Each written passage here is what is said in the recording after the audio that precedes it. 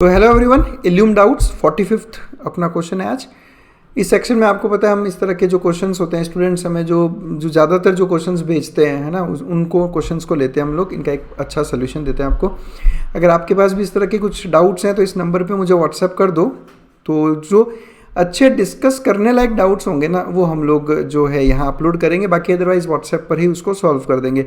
चलिए, क्वेश्चन है कि किसी ईसीजी रिपोर्ट में दो सक्सेसिव क्यूआर कॉम्प्लेक्सेस के बीच का जो टाइम पीरियड दे रखा है वो है 0.6 सेकेंड्स। दो सक्सेसिव मतलब पास पास वाले, तो दो आसपास वाले क्यूआर कॉम्प्लेक्सेस के बीच में टाइम सेकेंड कितना है, 0.6 सेकेंड्स दूर है वो। तो आपसे पूछा गया कि कार्डियक आउटपुट कितना होगा।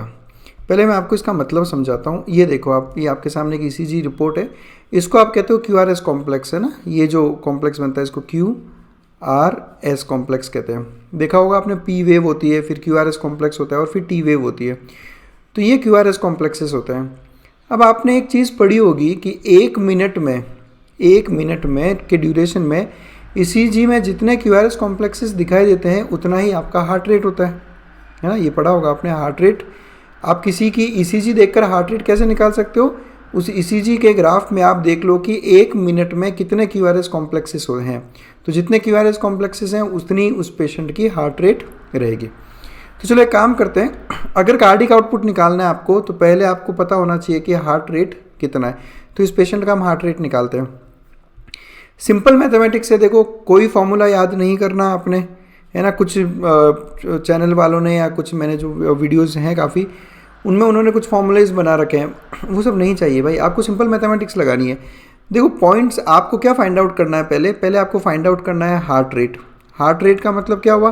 हार्ट रेट का मतलब है कि आपका हार्ट एक मिनट में कितनी बार बीट करता है, यानी number of beats per minute, ठीक है। और हर एक बीट ईसीजी में एक क्यूआरएस कॉम्प्लेक्सेस से रिप्रेजेंट होती है। तो आपको ये फाइंड आउट करना है कि एक मिनट में कितने क्यूआरएस कॉम्प्लेक्सेस बन रहे हैं, वो निकाल लेते हैं हम लोग। देखो सिंपल मैथमेटिक्स है, 0.6 सेकेंड्स में कितने क्यूआरएस कॉम्प्लेक्सेस है? क्वेश्चन कह रहा है एक, है ना भाई। इन दोनों के बीच का गैप कितना है? 0.6 सेकेंड।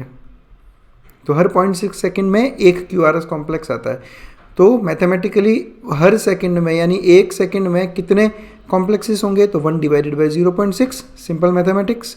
अब आपको पर मिनट निकालना है अगर, तो पर मिनट यानी 60 सेकेंड्स। तो 60 सेकेंड्स में आपके कितने क्यूआरएस कॉम्प्लेक्सेस होंगे? 1/0.6 इंटू 60, ठीक है। तो जब आप इसको कैलकुलेट करोगे तो ये आएगा करीब 100, यानी इस पेशेंट में एक मिनट में इस ग्राफ के अकॉर्डिंग 100 क्यूआरएस कॉम्प्लेक्सेस बनेंगे। 100 क्यूआरएस कॉम्प्लेक्सेस मतलब 100 बीट्स पर मिनट, यानी हार्ट रेट कितना आ रहा है? हार्ट रेट आ रहा है इस पेशेंट का 100 पर मिनट। अब आपको निकालना है कार्डियक आउटपुट। तो कार्डियक आउटपुट क्या होता है? कार्डियक आउटपुट का मतलब होता है कि हार्ट एक मिनट में कितना लीटर ब्लड पंप आउट करता है, उसको आप कहते हो कार्डियक आउटपुट, ठीक है। मैं इस पे चलता हूँ। इस पे भी देखो, यूँ तो डायरेक्ट फार्मूला है अगर आप करना चाहो तो, पर मेरा ये मानना है कि यार हर चीज़ में फार्मूलेज नहीं याद करते। आप तो सिंपल मैथमेटिक्स लगाओगे, सिंपल आपको कंसेप्ट पता होंगे तो चीज़ें अपने आप आपको हो जाएगी, ठीक है। मैं फार्मूला भी बता दूंगा एट द एंड। आप देखो यहाँ पे हम क्या कह रहे हैं कि कार्डियक आउटपुट क्या होता है। कार्डियक आउटपुट का मतलब होता है volume of blood pumped out by each ventricle in a minute, यानी हर वेंट्रिकल एक मिनट में कितना ब्लड पंप कर देता है, उसको हम कहते हैं कार्डियक आउटपुट। एक आपने पढ़ा होगा स्ट्रोक वॉल्यूम के बारे में। स्ट्रोक वॉल्यूम का मतलब क्या होता है? जैसे नाम से समझ में आ रहा है कि वेंट्रिकल का एक स्ट्रोक, यानी वेंट्रिकल का जब एक बार कॉन्ट्रैक्शन होगा तो कितना अमाउंट ऑफ ब्लड, कितना volume of blood pump out होता है। तो volume of blood which is pumped out by ventricles, ventricle कितना volume of blood pumped out करता है in a single stroke. In a single stroke मतलब कि in a single heart beat. समझ में आया कि एक बार जब हार्ट बीट करता है, या एक कार्डियक साइकिल में, या फिर एक सिंगल स्ट्रोक में कितना ब्लड जो है पंप किया जाता है। और इसकी वैल्यू कितनी रहती है? 70 ml। ये नॉर्मल है, नॉर्मली 70 ml रहता है स्ट्रोक वॉल्यूम। अब आप देखो कार्डियक आउटपुट क्या होता है? Volume of blood in a minute, यानी एक मिनट में कितना ब्लड पंप कर रहा है ventricle. Stroke volume of blood in a single heart beat.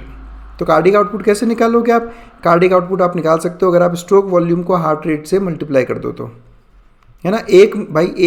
एक बार जब हार्ट बीट होता है तो 70 ml ब्लड पंप होता है।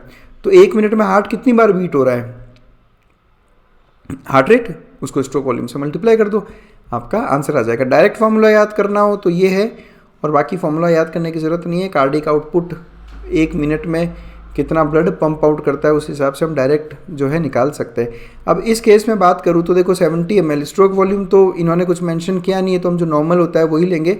और हार्ट रेट इस केस में हमने देखा कितना आ रहा है, 100 पर मिनट, तो ये वैल्यू कितनी आ जाएगी, ये आ जाएगी 7000 ml। ml कैसा आया, क्योंकि स्ट्रोक वॉल्यूम 70 ml में होता है ये, और आगे आएगा 7000 ml पर मिनट। कार्डिक आउटपुट की बात करें ना, 1 मिनट में कैलकुलेट होता है वो, यानी इस पेशेंट का हार्ट 1 मिनट में 7 लीटर जो है ब्लड को पंप आउट कर देता है।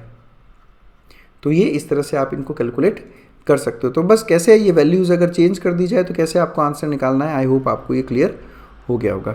फिर भी अगर आपको किसी तरह का डाउट है, और अगर इस तरह के और भी अच्छे क्वेश्चंस हैं आपके पास, तो मुझे इस नंबर पे आप व्हाट्सएप कर सकते हो। Thank you.